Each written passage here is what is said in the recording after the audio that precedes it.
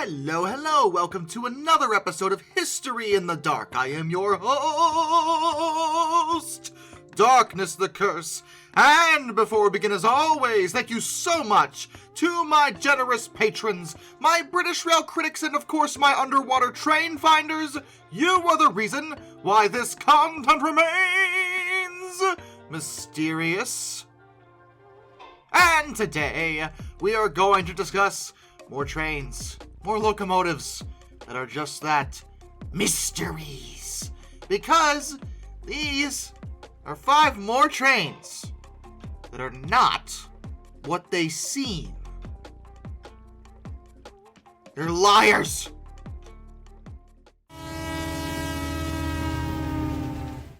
Okay, well, this should be pretty simple. I mean, that's clearly a steam locomotive. It's got a boiler and a cab, and everything's kind of oversimplified for whatever reason. But, I mean, it's probably a steam locomotive. No, it's not. Okay, it's not.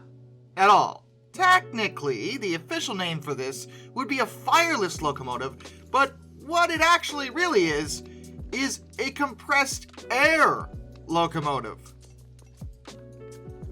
What? The concept of a compressed air locomotive actually dates back to the 1800s. See, as you may be well aware of, a steam locomotive is a pressure-based system. Well, so is a compressed air locomotive. Instead of steam, it's air. Just air. And that's what they use to power it.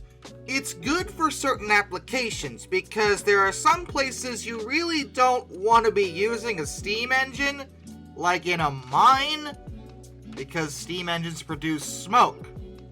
And that's bad for people, generally. And outside of that, they had other different applications for use in other areas, such as for very short lines or even shunting duties. They had certain benefits, and many countries did utilize them on occasion. It's just they never really got that popular, because, well, this system only works so long. See, because it's compressed air, eventually you're gonna run out of air, like, in the locomotive. In order to put more air back in, at the pressure you need for it to work, you generally need an air compressor, and an air compressor needs power. These compressors were often standalone, and were used to fill the compressed air locomotive so it could carry out its duties. Obviously, this limited the locomotive's range quite a bit. They just couldn't go very far, or even operate for really that long.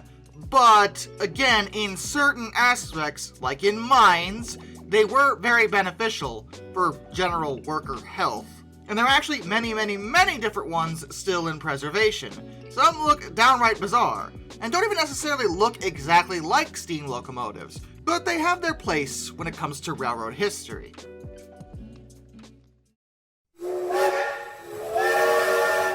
Okay, that is clearly a diesel. I mean, look at it. That's a comfort cab. This is clearly an American concept for a diesel.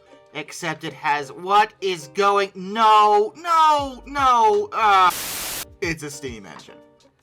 It just doesn't look like a steam engine at all, but it is.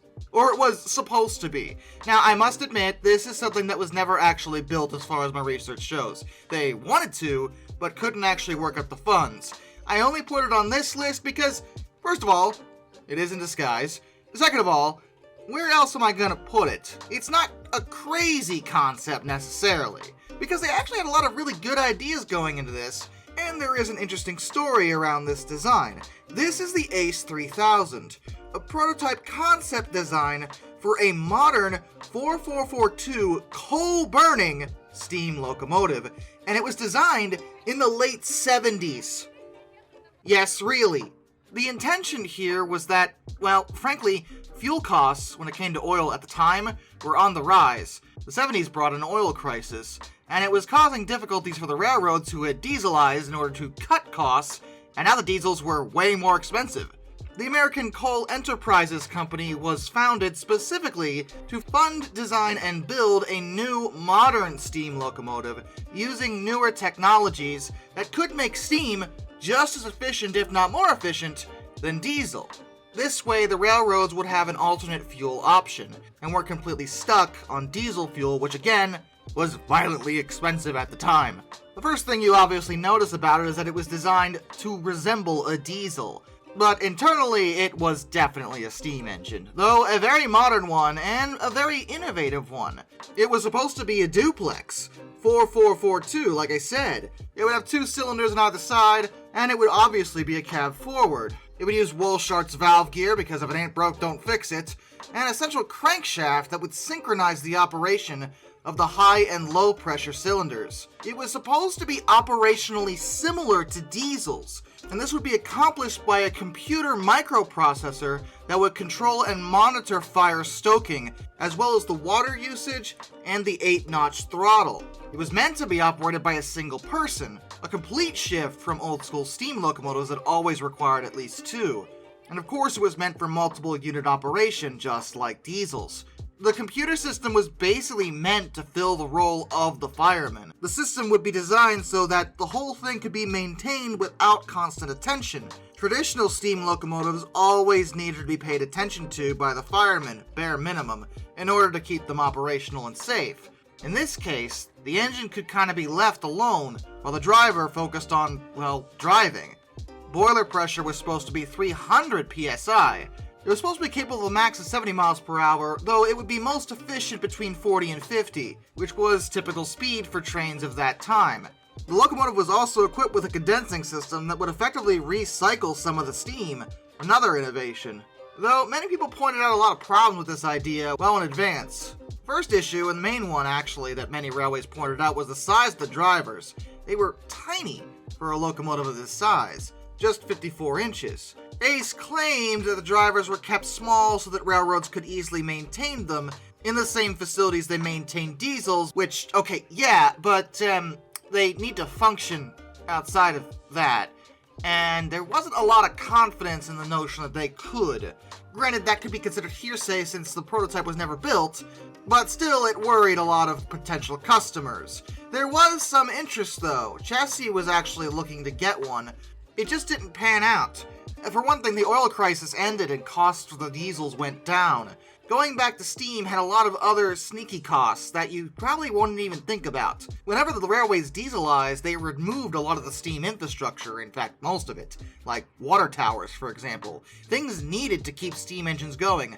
No matter how modern this steam locomotive design may have been, you'd still need those things. I'm not sure it ever really would have amounted to anything substantial. Again, there's a lot of costs going into this that are beyond just the locomotive.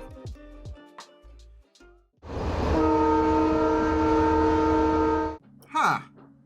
That's a funny looking diesel. Those are 6-wheeled bogies on the other side. For something this small? Why? Doesn't make any sense to me, but I mean, it's obviously a diesel. No, of course it isn't. I'm lying to you. Technically, I can't even believe this, it's a steam engine, but not the traditional one. This is a steam motor locomotive. Now, steam motor tech we've actually talked about before, but yeah, it's not something that ever really saw substantial use because it just wasn't necessarily the most efficient thing to do in most applications anyway. But these particular steam motors, first of all, don't even look like steam motors. They look like old-school switcher diesels. But 4 of these meter-gauge locomotives were built by Sentinel Wagon Works of Shrewsbury, England. One of them was actually sold to Belgian State Railways in May of 1934. Yes, these are from the 30s. And the other 3 were sold to Colombia, South America. The reason for this bizarre design is that they were meant for sharp curves and steep inclines, and they were meant to pull 200-ton passenger trains up a gradient of 2%. Their rated tractive effort was about 17,500 pounds, and each of their drivers, which is all 6 of their axles actually, had a Doble steam motor. That meant 6 motors in total. And if one of the motors did fail, which happened a lot in these steam motors actually, it could be disconnected from the axle in a few minutes, with its steam supply cut off by an isolating valve. So the locomotives didn't necessarily need all the motors to be working in order to function, though they would have reduced power, obviously. They were actually high-pressure steam locomotives, too, for some reason that I still don't know why they would have done that. These things operated at 550 psi. Again, no clue why someone thought that was a good idea. But, yeah, great. And the boiler was funny. It was a marine-type 3-drum water tube boiler. Yeah, the same one that was on the Hush Hush, Engine 10,000, Nigel Gresley's failed high-pressure steam locomotive. It used the same boiler type as that, although obviously a bit smaller. I guess I thought increasing the pressure would have made it work, because the Hush Hush only operated at 450 psi. This is 100 pounds per square inch more than that. And it's a smaller locomotive. I don't know what's going on here. Sentinel! Sentinel! What are you doing? Once they were put into service, things didn't go well. They were rather complicated, as they were both high pressure and used steam motors. Something that was actually very, very, almost completely alien to Colombian railwaymen at that time. And they were already prone to reliability issues. Pretty much what happened, as far as anyone seems to understand, is that when they stopped working, they were shunted into sidings and just left there, because the Colombians just had no way of fixing them. It's not known what would have happened to them after that, though since they're no longer around, they were certainly all scrapped. Oh, Big Chungus. That's a diesel. Possibly an electric? Maybe a diesel electric. Ha ha ha ha. It's not any of those things, is it? Nah, that's a steam turbine. Yep, this is Norfolk and Western 2300, which was also called John Henry. It was a single experimental steam turbine locomotive by Baldwin Lima Hamilton Corporation. Norfolk and Western referred to it as the TE class, but given it was only one individual, you can just say the 2300. I mean, we know what we're talking about. And it was meant to demonstrate the advantages of steam turbines. Now, steam turbines have come up a lot before, and basically the main problem with them overall, usually, is that turbines can work, and have worked, but the problem with a steam turbine setup is efficiency. They're very, very, very efficient whenever the locomotive is going at very high speeds, but when they're going slow or idling, they are so inefficient, violently so. That's the general rule anyway. There are some exceptions, as many people in the comments have pointed out, saying that sometimes steam turbines work. Yeah, I know, but usually they don't, okay? Guys, they usually don't. And I think you know that. And the John Henry was one time it just didn't work at all. Oh my goodness. It had some things going for it. For one thing, it just looked like a boss. Like, that's a really, really intimidating design. And it was actually technically the longest steam locomotive ever built, at over 111 feet. If you counted the tender, it was over 161 feet. The blasted thing weighed over 1,100,000 pounds. It was a big, big chungus. But it didn't work. Like, at all.